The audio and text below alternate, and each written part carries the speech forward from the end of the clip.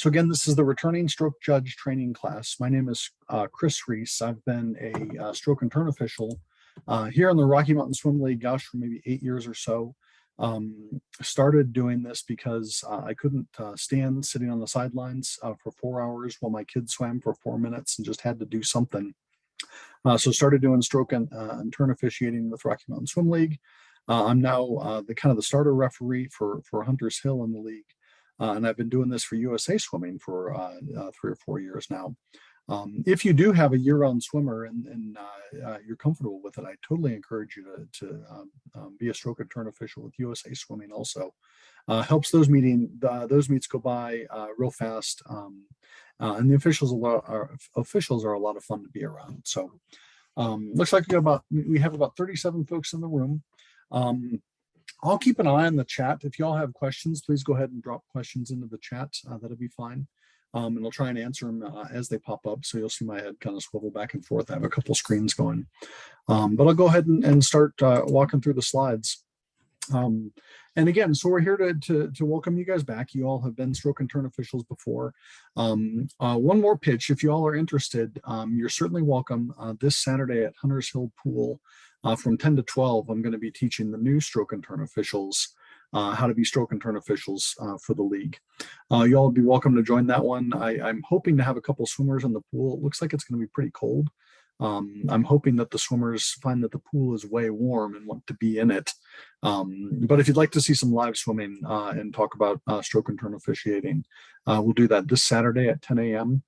And then on Wednesday, June 1st, Hunters Hill is going to be having an intra-squad league, intra-squad meet, kind of a practice meet for ourselves. If you'd like to be there and see that, see how Swimming League works, we'd welcome you to be there for that event on the night of June 1st. Also keeping an eye to see who all's in the waiting room if I need to let more folks in or not. But we'll go ahead here and just talk about stroke and turn officiating.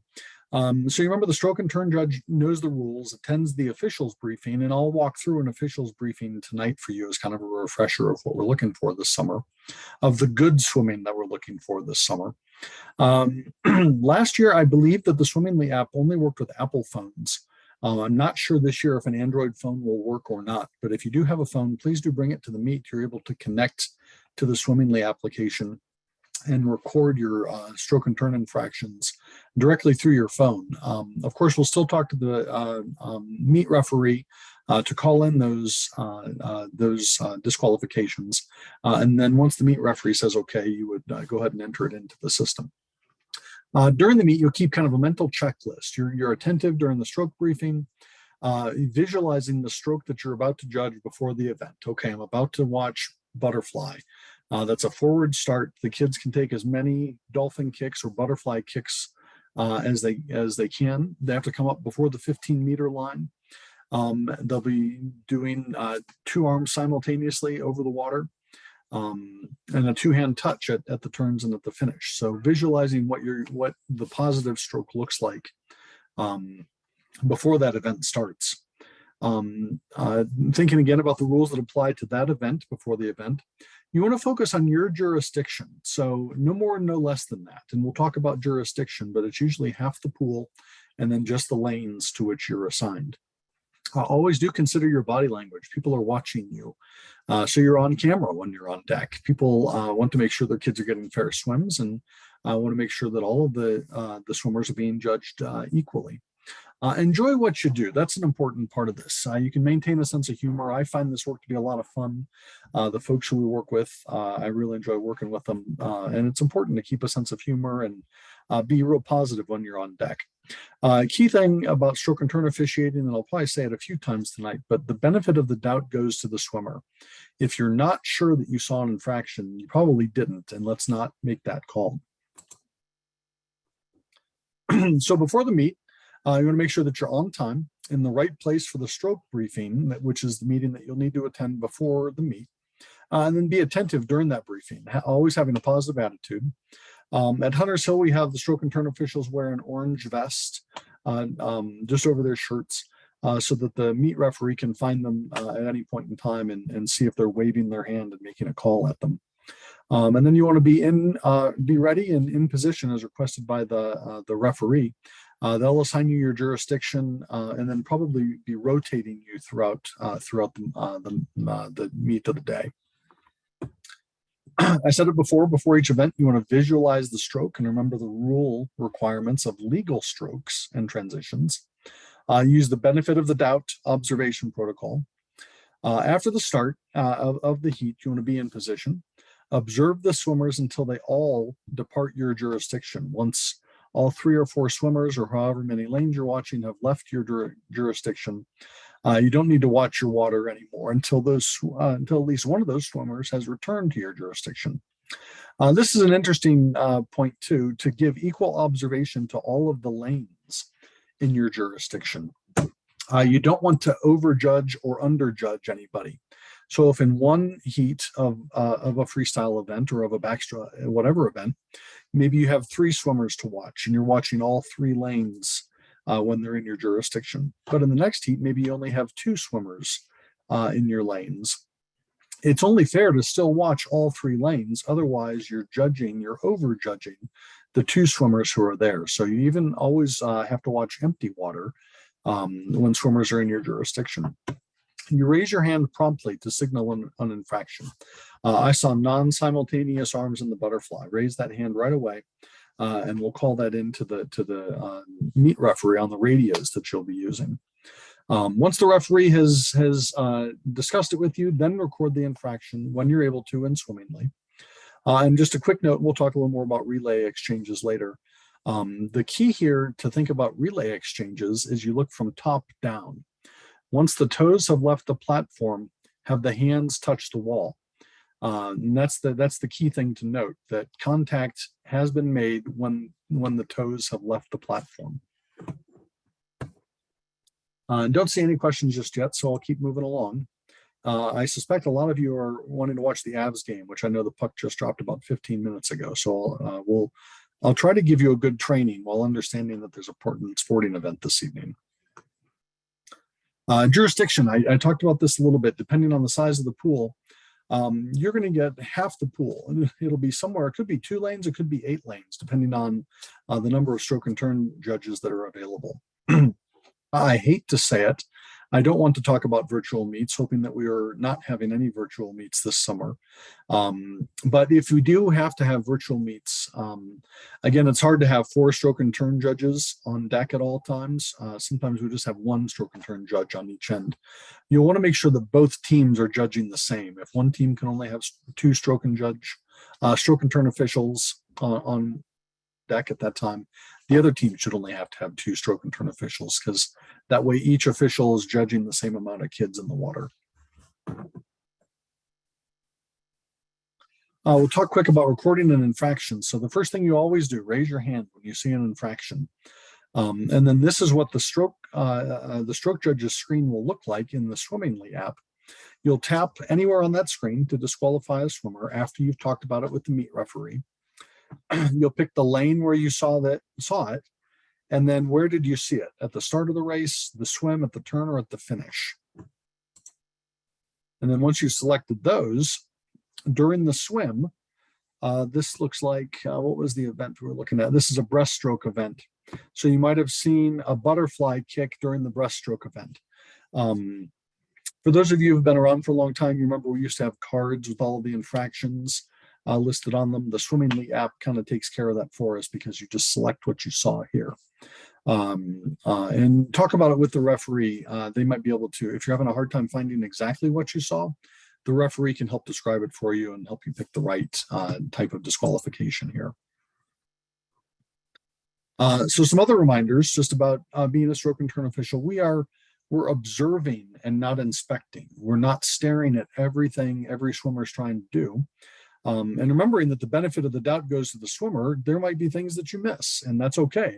If you were judging everybody fairly and something happened while you were looking a different way, you couldn't have made that call. So the benefit of the doubt goes to the swimmer, and we are observing and not inspecting. Saw one question come in: is it possible to get a paper form to use as a reference during the meet? I think that's okay. I don't have any offhand that I might print for you. And I think you're just talking about stroke and turn infractions. I'll make a note of that. If you want to send me an email, I forgot to announce it at the beginning, but send an email to kjreese, R-E-E-S-E, at yahoo.com. I'll see if I can find a list of the swimming infractions. Yeah, you should be able, if you can find a USA Swimming form that has a list of all of the infractions, you can sure look at that as a reference. It may or may not tie to what's in swimmingly. Like a 3A in one place, maybe a 3C in another place. I'm not exactly sure that they're all the same. But just as a reference to think about them, I think you could use a USA Swimming form if there's something you're thinking about in particular. You want to record disqualifications. It says here, even if the swimmer already DQ'd, the point of doing that would be so that coaches could see, okay, they had non-simultaneous arms in the butterfly and they only touched with one hand. I wouldn't strenuously make you record a second DQ on there. There's usually a lot going on, and it's hard enough sometimes to get the first DQ called in. Again, always raise your hand. There is not a disqualification if the stroke and turn official didn't raise their hand. When we're on the radios, you don't want to talk about things besides just those calls. We try to keep the radio chatter real quiet. You'll hear talk about calls. You'll hear the referee ask you to rotate around the pool, might have other asks of you as you're working in position. Be real flexible and adaptable to the meet conditions. Help out where requested. We're kind of the officials, we're running the meet, and people are looking to us for assistance and for answers to questions. And hopefully you really enjoy the work and can have fun doing this. If there's no other questions, and I don't see anything else popping up, I did want to, there are a couple more folks I was going to let into the room. Go ahead and give you all a stroke briefing, just like something you might get on a Saturday morning at a swim meet. And we'll start with the easy stuff, move into some of the harder stuff towards the end. If you have questions, please pop them up here. And again, I don't purport to have all of the answers on here. If any of you are real experienced folks also and need to correct me, please shoot me a note and we can go ahead and do that. But the first one is easy. It's the freestyle, where the start is a forward start off the blocks. Some of the younger kids won't want to start off the blocks. As long as they clear it with you or talk with you, I'm okay with them starting on the side. And they can even start in the water if they check with you first. I've had to start a couple of kids in the water. They don't get an advantage from doing that. There's a much greater advantage from diving off the blocks, but some kids, for whatever reason, may need to start off while they're in the water. But it's a forward-facing start. The stroke and kick, you can do anything in the freestyle, in the freestyle events themselves. We'll talk about the medley relay in just a second. Some part of the swimmer has to break the surface throughout the race. The swimmer may be submerged after the start and each turn, but not more than 15 meters past the start or turn where the head must break the surface.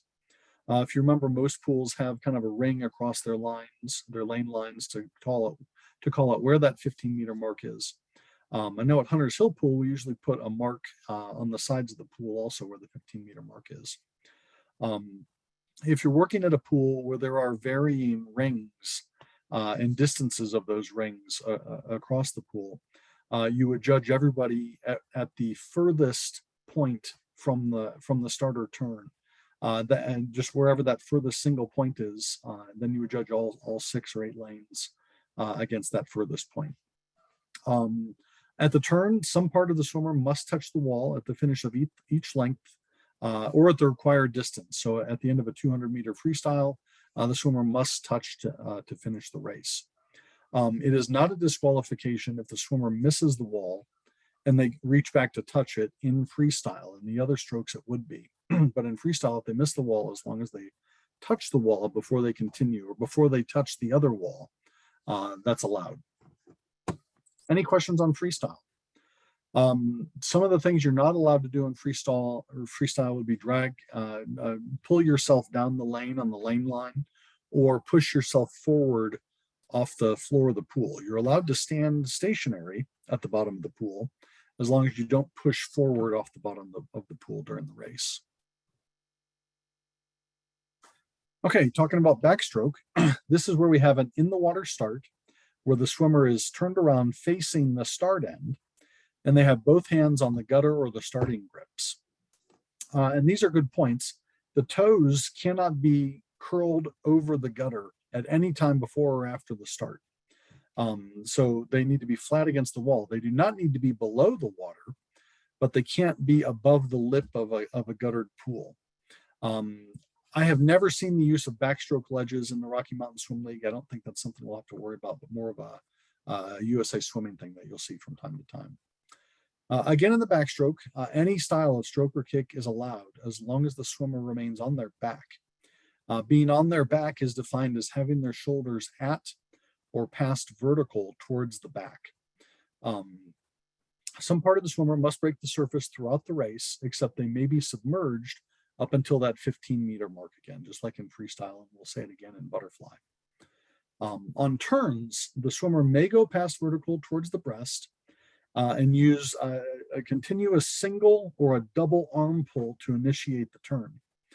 They can roll over in our league. They're allowed to roll over once they have passed the backstroke flags at each end of the pool. We call that out because in Colorado high school officiating, you don't have to have a continuous motion in your backstroke turn, and that's the rule that we apply also in the Rocky Mountain Swim League. Some part of the swimmer must touch the wall at the completion of each length. If they do miss the wall in the backstroke, they cannot scuttle backwards to touch the wall and then push off. When their feet leave the wall, their shoulders must be at or past vertical towards the back at that point. And at the finish, some part of the swimmer must touch the wall while on the back. We're not here to judge what part of the swimmer touches the wall. If they touch with their head, that's legal. If they touch with an elbow, and you're going to see that amongst the 8 and under crowd, those are legal finishes. You feel bad for the kid who's waiting to touch, can't wait anymore, rolls over and then touches the wall. They didn't finish the race with their shoulders past vertical towards the back, and so that's a disqualification. Questions on the backstroke? Okay, we'll keep moving. On the breaststroke, so like the freestyle, it's a forward start. The body's kept on the breast, and in this case, that's defined as shoulders at or past vertical towards the breast. And the breaststroke is a cycle stroke where there's one arm pull and one leg kick in that order. Simultaneous arm movement happens in the same horizontal plane. After the start in each turn, one of the arm pulls, the first arm pull stroke, may come all the way back to the swimmer's legs. And we say may, they don't have to do that, but they're allowed to do one arm pull all the way back to their legs. The head must then break the surface of the water at the widest part of the second arm pull. Recovery in the stroke by the hands from the breast on, under, or over the water. Elbows are under the water except the last stroke before the turn or finish. During each complete cycle, an arm pull and a leg kick, some part of the head shall break the surface of the water. On the kick, at the start and each turn, prior to the first breaststroke kick, a single butterfly kick is permitted. Again, it is not required, but the swimmers are allowed to take a single butterfly kick at the start and the turns. The movement of the legs is simultaneous vertically and horizontally on the kick here. The feet are turned out during the propulsive part of the kick. So as they're kicking, the toes are pointed out. And what's not allowed is an alternating scissors or butterfly kick during the swim, except for that very first kick off of a start or turn. On the turns and at the finish, the shoulders have to be at or past vertical toward the breast when the feet leave the wall as they're starting their next length.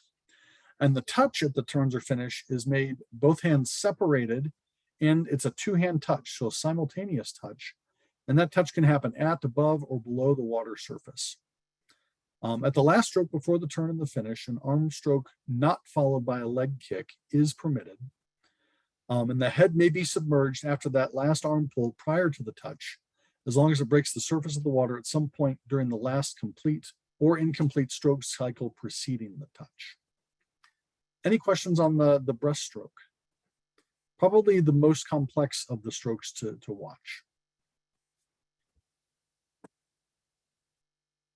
Okay, so then we'll move to butterfly, which again starts with the forward start. During the duration of the event, the body is kept on the breast where shoulders are at or past vertical toward the breast. Multiple kicks are permitted, but the very first arm pull the swimmer takes must bring the swimmer to the surface. Some part of the swimmer must break the surface throughout the race, except the swimmer may be submerged again up to 15 meters after the start in each turn.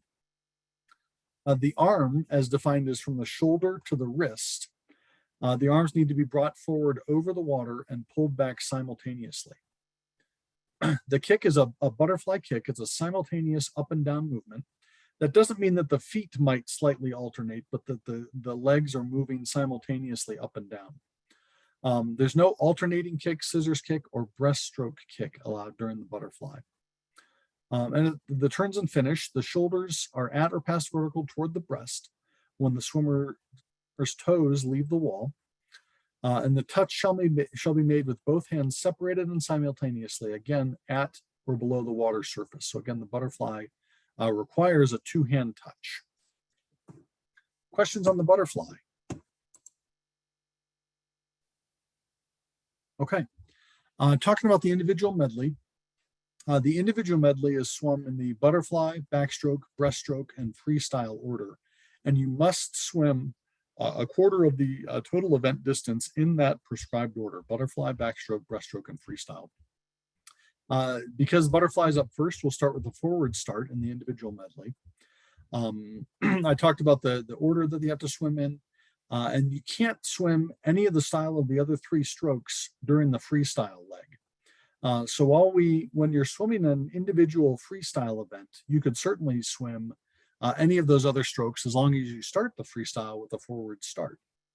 However, during the individual medley, you must swim the freestyle stroke during that portion of the individual medley, or at least you cannot swim butterfly, backstroke, or breaststroke during the freestyle leg of the individual medley. The kick, the rules for each of the individual strokes are going to apply. The turns and finishes, the intermediate turns will conform to the rules for the stroke. So if the swimmer is swimming butterfly, to make the turn to backstroke, they must finish with a two-hand touch before they then leave on their backs before their toes leave the wall. During the freestyle to freestyle turn, so in the 200 IM, when the swimmers are making their flip turns at the turn end of the pool, the swimmer must be on their breast prior to any kick or stroke off of that wall. At the finish, again, the finish, like I said, transition turns will conform to the finish rules for the stroke being finished and the start rules for the stroke being started. So I just gave that example of butterfly to backstroke. During the breaststroke to freestyle turn, a swimmer must finish on their breast and they must return to their breast prior to any kick or stroke for the freestyle leg of the individual medley. And some part of the swimmer must touch the wall at completion of each of these lengths and at the end of the required distance. So IMs and medley relays are a little bit harder, trickier to judge. Any questions about the individual medley? Okay, seeing none, we'll keep moving. And we're almost done. I want to talk just a little bit here about relays also. So first in the freestyle relay, you apply all the rules of the freestyle event to that freestyle relay. And each swimmer must swim a quarter of the total distance. So it's always a four-person relay. Each of the four swimmers must swim 1/4 of the total distance. In the medley relay, the rules that pertain to each stroke in the medley relay are going to apply. And each swimmer has to swim again 1/4 of the event's distance in the prescribed stroke. And in the medley relay, we start with backstroke, then go to breaststroke, butterfly, and then freestyle.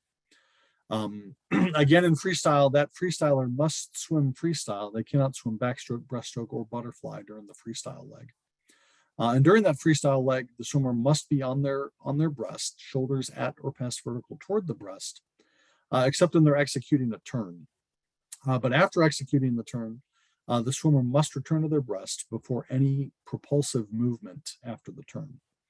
And takeoffs, we talked about this right up front, but on relays, the swimmer's feet must remain in contact with the starting platform until the incoming swimmer has touched the finish wall or pad. And the way that we judge that is we watch the toes leave the platform and then make sure, looking down, that you see the hands on the wall. And that way you know that the toes left after the hands touch the wall. Really zoomed through this, which is nice with the returning stroke and turn officials. Happy to take any questions from folks over the line or in the chat room. So Andy, what's the rule on an undulating kick? Andy, I guess I would refer back to just the stroke briefing. It must be a breaststroke kick. So if it's kind of closely resembling a butterfly kick and the toes are not pointed out, I think that's what you're getting at. If the toes might be pointed down. Yeah, we saw some fast swimmers last year that were really crossing over into a butterfly kick, and it got a little controversial in one meet. And I just wanted to make sure that we're pretty straightforward on that. I know it's something I'm hearing more and seen in some forums with respect to folks that are being trained on this sort of crossover where there's a lot of undulation in that breaststroke kick. Just wanted some comments. Yeah, interesting. I know some of the better breaststrokers, of which I don't watch. My household doesn't have the best breaststrokers, so I don't see it a bunch. But there's definitely undulation in their bodies. But the toes definitely need to be pointed out, and it's more of I call it the frog kick, right? It looks kind of like a frog kick and less like that dolphin kick. Yeah, and where it got complicated is it really wasn't in that propulsion, that snap back. It was after, where they were using a little flick on the toes at the end that is really butterfly. But I know the undulation and that breaststroke. I just want to make sure we're on the same page on that. I think thanks for bringing that up. And so I guess my argument would be, if it's not a breaststroke kick, it's not legal for that stroke, and kind of leave it at that. I'd like to believe that's what USA swimming officials would tell you also. If it's not a breaststroke kick, then it's not the legal kick for that stroke. I'd be happy. I'd be interested to hear if you see that again this summer. Shoot me an email or something if more questions on that come up. But that's real interesting to hear that. Absolutely. To hear that comment. Thank you. Hey, Chris, I think what they're talking about in terms of that, and I think USA Swimming has addressed it, it's whether or not that undulation is actually causing propulsion. And that's what you're supposed to be looking for, because I know that if you watch some of the better breaststrokers, it looks like sometimes they've got, as their feet come together, they kind of undulate. And I think the discussion is whether or not they actually get propulsion off of that, or if that's just part of their undulation as they're doing the kick. So Dennis, does it feel like I got that right? I mean, if it's a breaststroke kick, it should be legal. Well, I think the what's in question is when they have their feet together after they've done that, the toes out, they come together, and there's sometimes there's a kind of an undulation of their feet, and what you're supposed to be looking for is whether or not that's actually creating some sort of propulsion for them. Because if you watch your real good ones, you'll see that they kind of like, well, that's really close to them having a downward kick instead of it just being part of their motion. I hear you. Okay, so it's almost like they're finishing the kick. They're not getting a propulsion out of it, but they're doing their pull. Their legs are finishing, getting ready for the next breaststroke kick, maybe. But okay, Andy, it sounds like if they're getting propulsion out of that downward motion, then that would be an illegal kick. Right. It felt to me as though if they're finishing the breaststroke part with their feet out and they're extended, and then they're just sort of going through a normal, undulation cycle, that's fine. But if they're finishing their kick and their knees are up and they're finishing by flicking their toes, that is propulsion. That sounds like a second kick. Actually, I'd almost argue that's not a cycle. It's what it looked like. And honestly, the reason I bring it up is that these aren't kids who are often these stroke related issues are for kids who aren't winning. These are kids who are going to be very close to the front. They're that fast. And so this is, it's always controversial when you're DQing the winner in a heat. Sure. And that's where I saw it. That's why I wanted to bring it up. So that's a good point. And Dennis, thanks for the assist. I think the key there would be, are they getting propulsion out of that movement?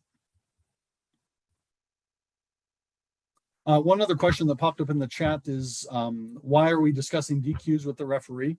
All DQs in all meets go through the deck referee. So the stroke and turn officials are the eyes, kind of the eyes of the deck referee. So when the stroke and turn official sees a call, raise their hand, call it into the deck referee. That'll get approved by the deck referee, and then the stroke and turn official puts it into the Swimmingly app. So yeah, deck referees, I guess deck referees might not actually see all of the infractions. I can tell you in the far corner of lane 6 in our pool, I may not see a second dolphin kick off of a breaststroke turn, but the stroke and turn official who's down there would see it. So they're kind of the eyes of the deck referee, and they're helping deck referees make sure that every swimmer is getting a fair swim. Other questions, guys?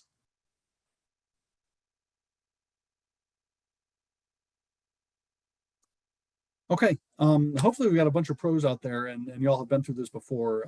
I always look forward to talking with this group. There's always good questions coming in. Again, want to invite you, if anybody is newer, wants a little bit more refresher, I'll be teaching the new folks this Saturday morning at 10 a.m. at Hunters Hill Pool. And then again on June 1st, if you want to see some more swimming in action and get a little more training, come to the Hunters Hill home meet that we're having that night. Just an intra-squad meet, and we can give more new folks some training, and anybody who wants a little more assistance, we're happy to talk about that. So if that's all, go ahead. Oh, can you hear me? Yeah, this is Nancy Robinson from Homestead Farm. And I did have one additional question about the starter referee calling DQs,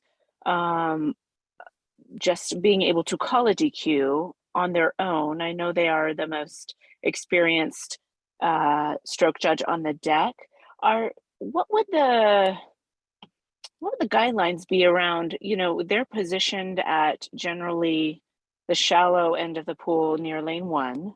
Would they be able to call DQs, say, all the way over in lane 6 and maybe even at the deep end, or would that be considered out of a visible area for them? So should that be happening from the starter ref? I coach the starter referees that if you can see it, call it. I do agree with you that I have a hard time that they could see something in lane 6 at the turn end of the pool when that's happening, but the referee could be walking to the other end of the pool, and they technically do have jurisdiction all over the pool. Okay. I would talk about it in advance with your referee if that's kind of a concern. They should have someone in place there to have jurisdiction over that area and be their eyes in that area. By that you mean a stroke judge in that stroke area? Judge, exactly. Yep. The stroke Yes, judges are the eyes of all of the referees at all corners of the pool. Right. I try to coach the starter as referees. A practice. Do you tend to see that very much? I mean, no, and exactly. That's what I was just about to say. I tend to coach them. You do have jurisdiction over the pool. However, you can see lane 1 much better than you can see lane 6. So I argue that it's hard to make those calls as a starter referee, and it's not necessarily fair to the kids in lane 1 because you can see them so much better. So my coaching to starter referees would be try not to make those calls. There are times when I see a blatant false start in lane 6. I'm going to call that, right? Or maybe if the starter felt they were having a problem with a particular stroke judge and they felt that they needed to oversee that stroke judge and overcall that stroke judge, then maybe the more appropriate thing would be to pause and maybe have a brief stroke judge meeting and address exactly whatever infraction is being missed, instead of make a practice of calling it over the stroke judges again and again. 100%. I would stop. I would take 5 minutes and talk about what I'm seeing with that stroke and turn official. And then that way I don't have to make that call over and over again. But technically, technically the entire pool, even the deep end, when they're not walking to the deep end, they're stationed at lane 1, but they can call DQs in the deep end. That is technically the jurisdiction of the starter. Yeah, it technically is. I would coach and I'll say the word referee. There are many pools that have a starter and a referee. So Yes, yes. my coaching is for that referee to not make that call if they're down there, but definitely give coaching to the stroke and turn officials that are down there. My argument is, I know I can't see that, Nancy. So I wonder Mhm, how mhm. someone else can see that and make that call then. Yeah, yeah. Okay, you've provided clarity. Thank you. Let me know if you see that. I'm interested in hearing more about that. There are definitely meet referees who will be walking end to end occasionally, and I've had to do that too. And typically, Nancy, what I'll do is I will stare at the stroke and turn official if I see something happening, and they will catch me staring at them, and I'll look at the water and I'll look at them and I'll be thinking, what do you see? And Yeah. so, and then give coaching. It is good practice to give for the starter referees to give some coaching there. Mhm, mhm. Thank you. Yeah. Other questions? There was one thing that popped up. The in-person is not required. I'm not sure I understand that question.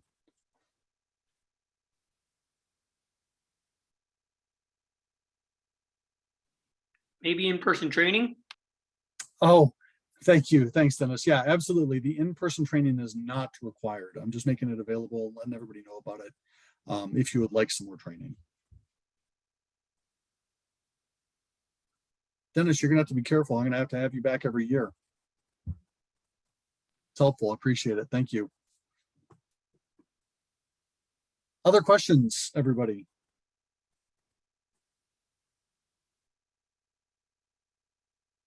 Okay, guys, I appreciate your time. Thanks so much. And good luck this summer. Again, send me emails if you need anything, kjreese@yahoo.com. I'll be happy to share tonight's documents with you and take any questions from you. Take care, everybody. So with this, we're set, right? We're ready to go for. You're ready to start of go, season? Andy. Just awesome. Thanks a bunch, guys. Appreciate it. Yep. Thank you. Chris, bye. Thanks a lot, Chris. Yeah, thanks, Dennis. I appreciate it.